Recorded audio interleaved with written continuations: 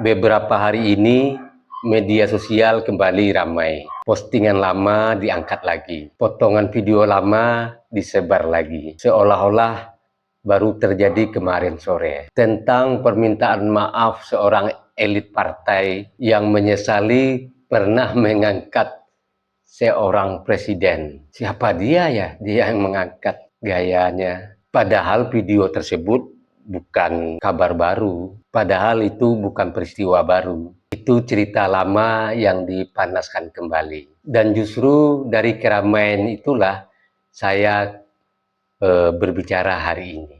Karena yang lebih menarik bukanlah soal siapa yang meminta maaf, tapi bagaimana kualitas politik kita hari ini dipertontonkan ke rakyat. Sebentar lagi saya bahas. Bismillah. Alhamdulillah.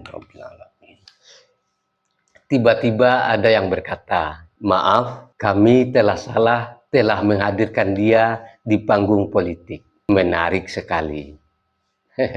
Dulu diusung dengan bangga, didukung dengan penuh keyakinan, dipromosikan sebagai harapan bangsa. Sekarang ketika jalan tidak lagi searah, barulah disebut kesalahan. Politik memang sering begitu. Ketika dia tidak mendapat apa yang dia mau, ya akan begitu. Saat berjaya, semua bertepuk tangan. Saat berpisah arah, saat presiden mengembalikan kemurnian dirinya menjadi seorang presiden, bukan seorang petugas partai, disitulah mereka mulai marah, lalu memecat sebagai anggota partai. Lalu berteriak pula mengatakan Jokowi tidak tahu diri. Setelah dibesarkan, meninggalkan partai.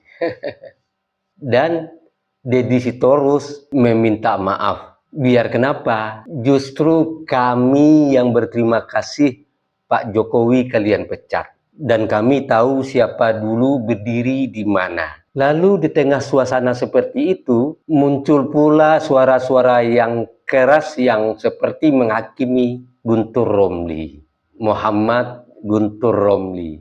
Namanya sih, nama awalnya oke. Dari lisannya, kita sulit menemukan satu saja gagasan tentang bagaimana bangsa ini harus melangkah maju. Tidak ada visi, tidak ada solusi. Yang muncul dari orang ini hanya selalu dua hal.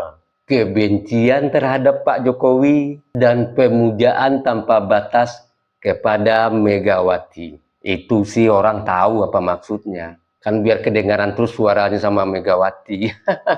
Mari lihat. Bahkan sampai cara orang terlihat pun dipersoalkan. Glowing pakai apa? Buat menutupi apa?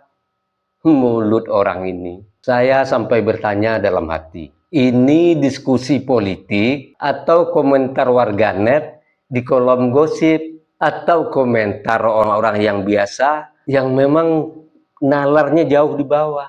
Padahal seharusnya negeri ini sedang berbicara tentang ekonomi, tentang hukum, tentang masa depan anak cucu kita, tapi justru yang dibahas wajah orang.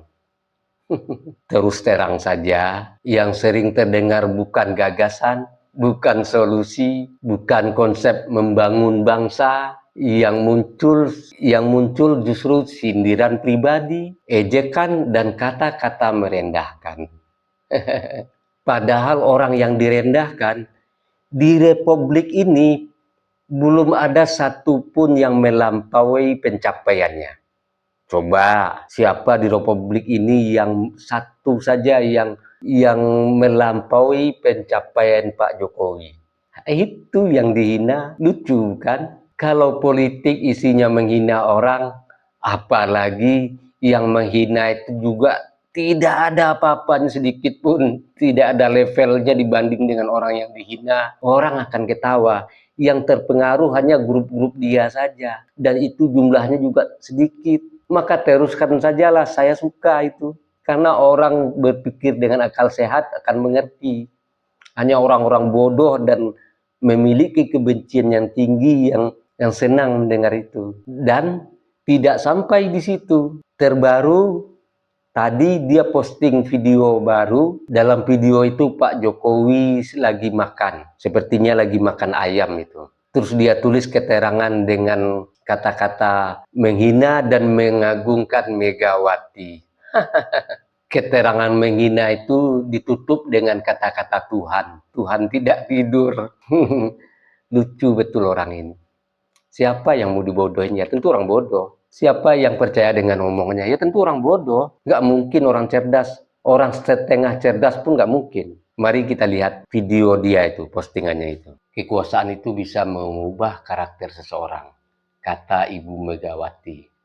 Hati-hati sisi gelap istana, pesannya pada Jokowi. Dan benar orang di bawah ini yang dulunya seperti lugu, deso, pilon, blow on, tulus, ikhlas, berubah jadi ambisius karena kekuasaan.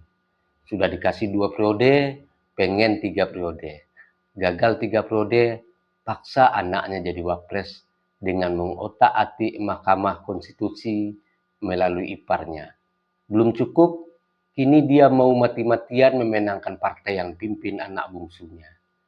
Tapi Tuhan tidak tidur, menjalankan takdirnya, memberikannya peringatan buat kita semua.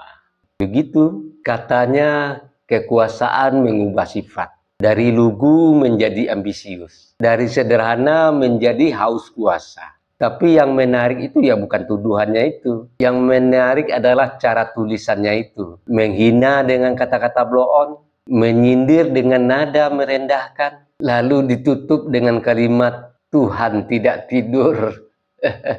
Yang menarik juga bagi saya adalah kata-katanya, kekuasaan mengubah sifat. Dia sendiri yang belum pernah mendapat kekuasaan sudah sangat berubah menjadi tidak baik. Lucu kan? Bagaimana kalau dia berkuasa orang seperti ini? Atau grupnya berkuasa? Maka timbullah pertanyaan bagi saya. Sejak kapan orang menghina itu tanda bertakwa? Sejak kapan merendahkan sesama jadi tanda paling benar? Mengenai tulisannya itu yang menyebut Pak Jokowi minta 3 periode, itu yang selalu diulang-ulang padahal dia tahu kebenarannya. Semua orang tahu kebenarannya.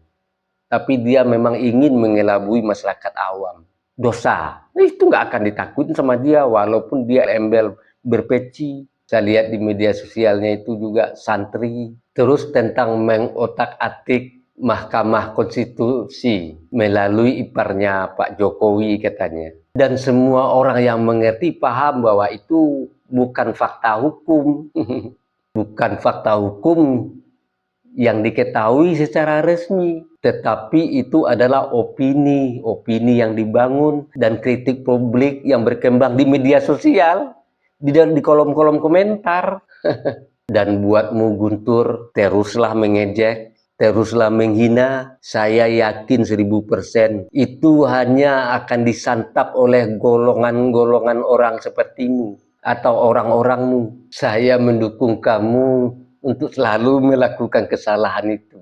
Karena kalau kamu diajarkan, tidak mungkin kamu diajarkan. Kamu mengerti, kamu paham, dan kamu tahu kebenaran. Jadi apalagi mau diajarkan? Dalam hati kecilmu juga kamu tahu bahwa Allah marah atas perilakumu itu. Jadi buat apa diajarkan? Sebelum saya tutup, dengarkan gurindam ini. Berkata tajam berasa mulia, lupa cermin diri sendiri. Bila adab sudah ditanggalkan, ilmu tinggi pun tak berarti. Berisik suara bukanlah cahaya, diam bijak tentu lebih bercahaya. Siapa yang menanam angin di lidahnya akan menuai badai di telinganya.